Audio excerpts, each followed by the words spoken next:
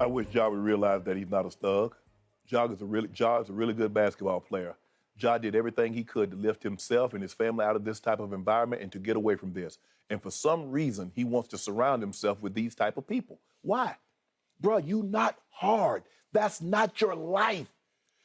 People that in that life would give anything to be in your life. Great point. For some reason, you're worth 30, you got a $200 million contract, and you want people in the NBA to think you hood, to think you gangster, because you roll with these type of people. Bro, you putting yourself in harm's way when you don't have to. Nobody looks at you, John, and think, man, that's a thug. He hood. He down, he about that. You not. Stop pretending. All you do is yap and talk about, oh, I'm going to let him live to see another day. I'm going to do this. You're not going to do nothing. What you're going to do is get yourself in trouble, put yourself and your family in harm's way when you don't have to.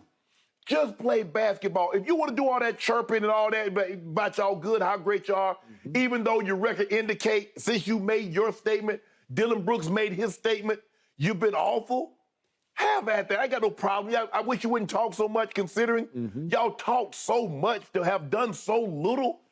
That's a part of it. I get that. But this, what you're going about, pretending like you down like that you tote, that you carry, bruh, you putting yourself in harm's way. And it's not a good look for you. Stop this, man. This is not you. You played basketball to get out of this environment. You could have, I guarantee you got homeboys. You say that's your fam. You tweet out that's your fam that probably had talent like you, but they chose that life. Bro, you need to let that go, because that's not you. It's not. You pretend like you hard, but you're not, Ja. You opening yourself up. You're putting yourself in a position you don't even need to be in. And for what? For street cred? Come on, bro. Shannon Sharpe. I have tried and tried to love this kid because he is wildly gifted. And I think his heart is good, but he is trying to be somebody he's not on and off the court. Yes. And I first called him out after they won Game 2 against the T-Wolves and he acted like they'd won the championship. Yep. You don't want this smoke. Stop it. It's 1-1. You better be giving them a little more smoke. Right. And they did. And then Golden State happened. And to your point that you've made again and again, you have won exactly nothing in this league yet. We see the potential. I saw the potential. I loved this team last year until they started talking themselves into oblivion. Because the more you talk, the harder you make it on yourselves. And it's hard to live up to it yet because they're not ready to live up to it. And Golden State just toyed with them last year. When it was time, Golden State just toyed with them because Golden State's been there and done that and know how to do that. So here we go. We got this episode. How many times have you told me, how many potentially good to great football players or basketball players have you watched be sucked down the drain because they can't let go of where they came from? Right. Because at some point, you just have to let it go. You had to let it go. Let it go. Not that you still love them, and they're part of you. They're in your soul. But we're doing different things. We want different things out of life. There are certain lines you just have to draw and say, Absolutely. no. I'll keep in touch. I'll talk to you. I'll text with you, but I'm not going to ride with you. No, right? Hell no. Okay. So, according to The Athletic and also USA Today and Indianapolis Star had all these same details, so I believe these reports, but there were two parked cars. It had gotten out of hand during the game against the Pacers. Nembhard and Ja had gotten into it. Nembhard's a rookie from Gonzaga. Right. Like, come on. Right. Really? But it's the game, Skip. Leave it there. Okay, leave it there. And then Ja goes and gets in one of the two parked cars. And then it is that car in question in which 3 or 4 guys get out and they start yelling stuff at the Pacers. Come get some of this. You don't know how we roll. I'll show you what I got. These are what's being yelled. Yeah. Okay? At the Pacers around their bus on the loading dock. Right.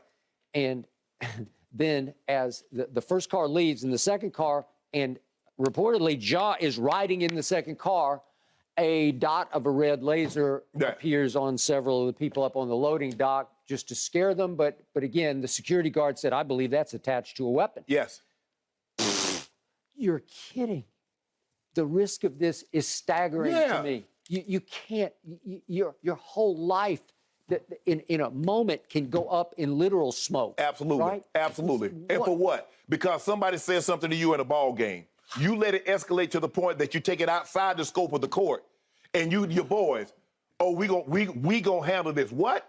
Do you realize somebody's let something go? You know you going down with them, Ja. You ain't got enough money to get up out of that because you in that car, bro. Let that go, Ja. This is not your life. Everybody wants to pretend like I'm a thug, I'm a shooter. Ja, you not about that life. And it's okay. You shouldn't want to be about to skip. I got $200 million. Who wants to be a shooter if you got $200 million? Shooters ain't got that kind of money. That's why they do that. They try on to come up. They chose the life that they're in.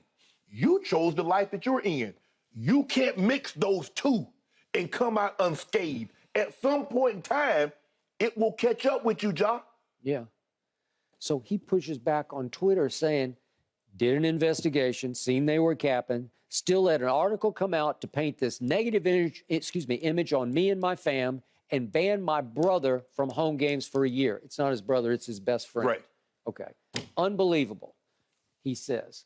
Well, he's still pushing back. It's not like I'm sorry or that he's seen the light here. He's defying. He's saying no. But Skip, that's the thing though. But as you know, you tell your boys to be, hey, bro, you do realize who you represent here now. I understand we want to have a good time. We had good teams, those Broncos, and I know you want to rub it in people's face when we travel. You come, but hey, you got on 84, and you done told everybody up in the stands, that's your homeboy. We went to school together. That's my boy. Be on your best behavior. But that's not. But them guys that I grew up with that let them things off and that did stretches. Yeah. Now you can't come to my game because I already know you get mad. What's gonna happen? So, I tried to watch your documentary last night, but it was up against the Grammys and I was getting distracted. So I apologize, but I had it on 2 TVs. Right.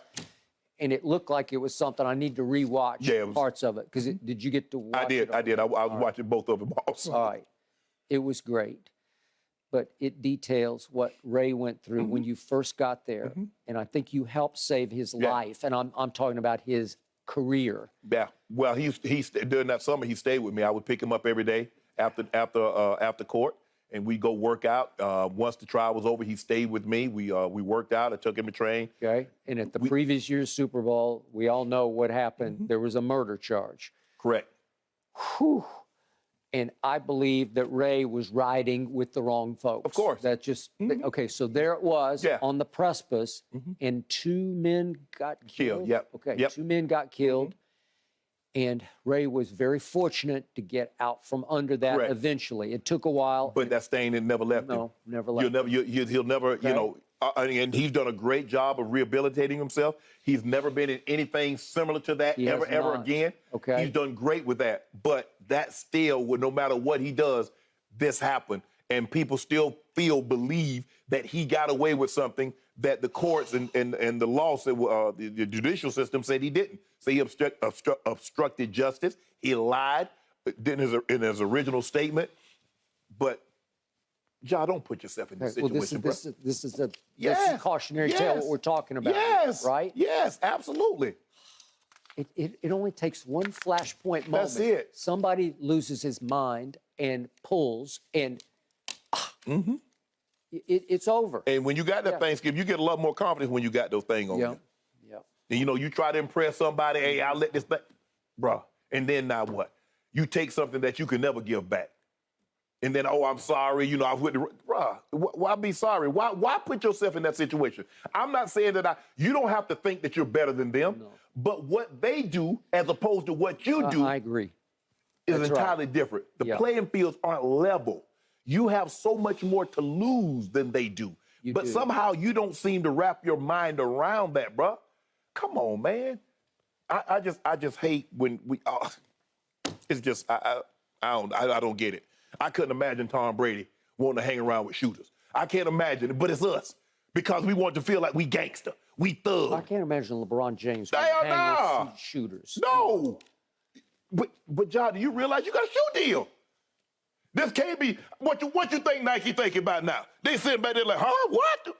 He in a car with who? They doing what? Do you think about that? You know what? They're having those conversations as we speak. Do you think that your actions don't impact other decisions? Your sponsors, bro, they looking at you like, come on. I just wish somebody could just sit down and talk to him. Yeah. Say, John, you have so much more to lose. Bro, you're 23, 24 years of age. You got another 10, 15-year career if you want it.